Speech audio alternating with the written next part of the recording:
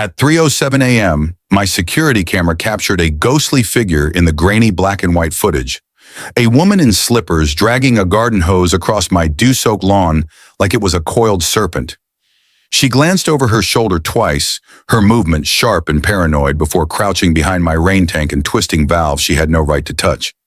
It was unmistakably Linda, the HOA president who preached water conservation with evangelical zeal.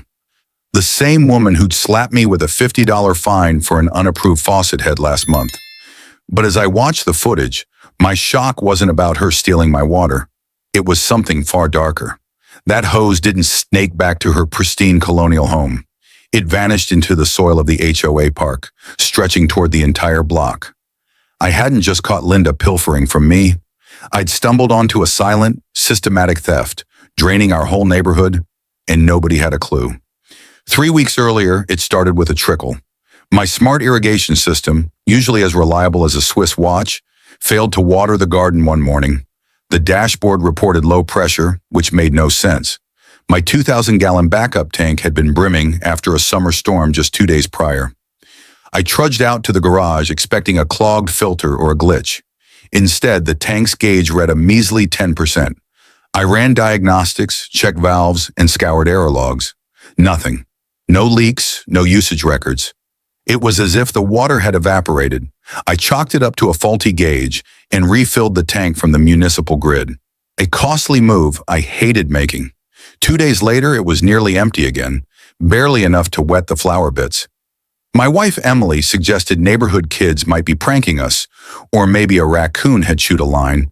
But there were no signs of tampering, no muddy footprints, no broken seals, just an eerie emptiness. When it happened a third time on a dry night with no irrigation cycle, suspicion took root.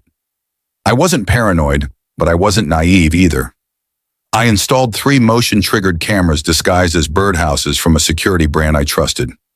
One faced the tank, another the side gate, and the third the back fence. I labeled the footage wildlife tracking to keep it discreet. My goal was simple: catch whatever or whoever was draining my water. Meanwhile, I casually asked neighbors about their systems. Several mentioned odd issues dipping pressure, sprinklers failing, even a strange gurgling under one patio, but nobody connected the dots. They blamed old pipes or the city's summer rationing. Only I sensed something deliberate. Then Linda appeared as if summoned by my doubts. She stood on my driveway, hands on hips, sunglasses perched despite the cloudy sky, and declared my tank violated HOA aesthetic standards.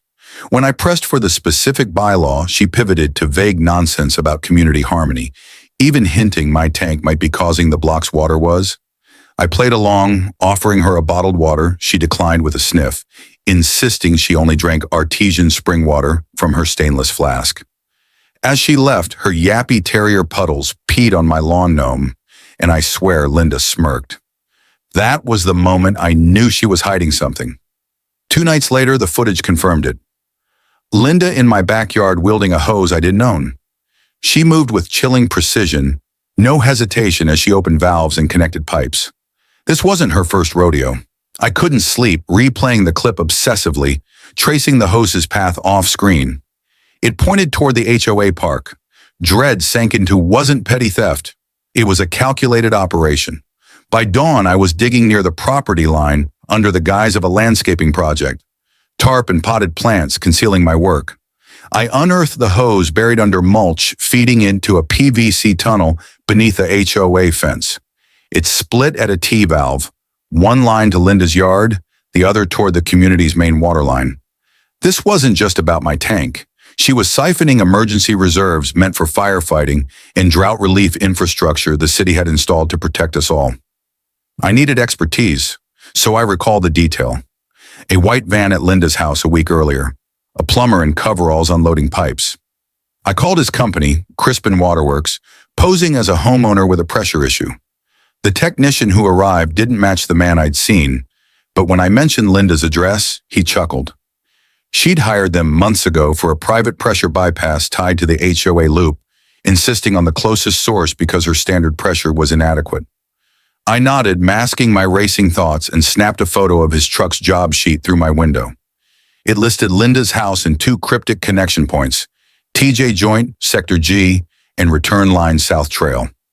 Those weren't residential, they were municipal coordinates. That night, I dug out an old HOA infrastructure map from a past property dispute. Overlaying it with my sketch, I nearly dropped my tablet. The pipe I uncovered matched the emergency fire reservoir's return line, off limits to private residents. Linda wasn't just stealing, hijacked a critical safety system, supplementing her supply with my rainwater when hers ran low.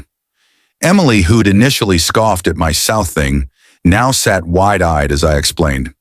"She's robbing the whole neighborhood," she whispered, "and nobody knows." I shook my head. Not yet. The next morning, I jogged through the HOA park, scanning for clues. Near the community garden, a patch of suspiciously lush grass caught my attention. Kneeling, I found a valve cover disguised under a painted rock. This wasn't city war, it was Linda's. I snapped a photo and kept moving. At the park exit, I ran into her, all smiles and a garish pink hat. She asked about my garden and that pesky tank, her tone dripping with false concern. I mumbled, "I'd fix it soon," but her next words froze me. "It's nice when neighbors share, don't you think? Sometimes we need to let go." Was she taunting me or just being her smug self? Either way, it lit a fire.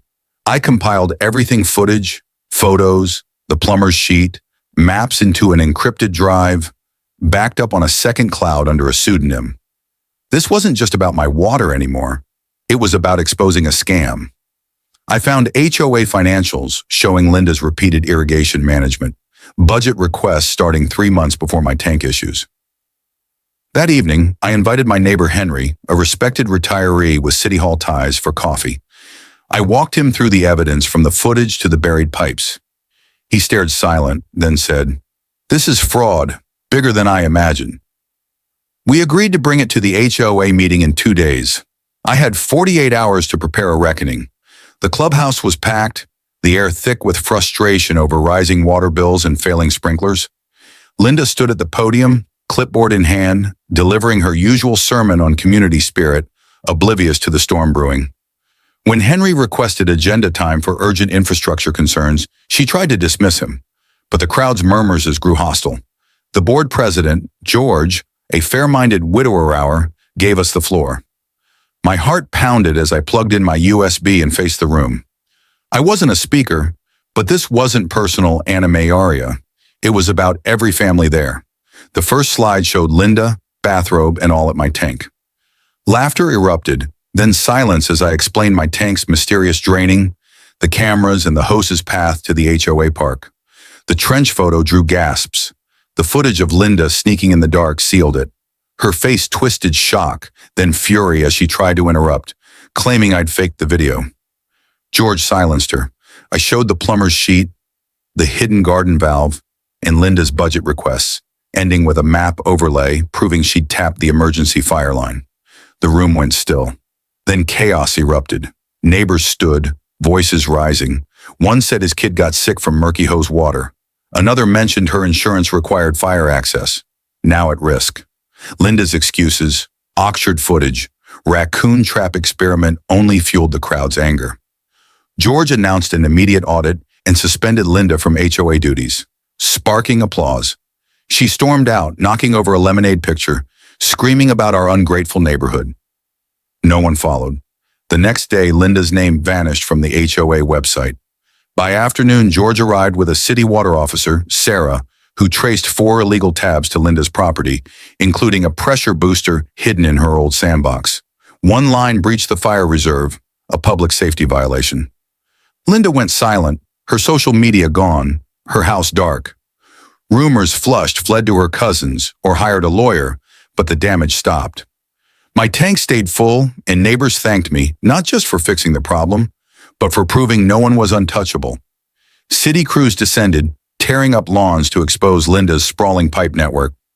6 unauthorized junctions, some bypassing a sealed fire line, risked contaminating the public supply. A cease and desist notice hit her door, listing violations across 2 pages. In her backyard under fake turf, they found a high-tech manifold with remote controls. Linda hadn't just stolen to run a private water empire monitoring our usage from her phone.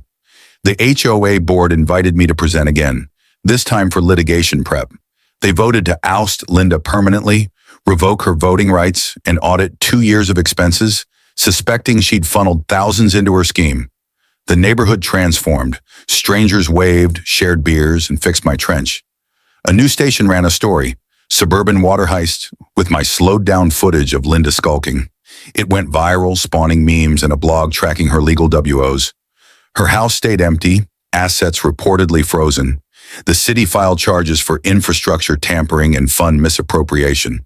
My tank got a blue repaint and a mural, a knotted hose with "Don't tap what you can't handle."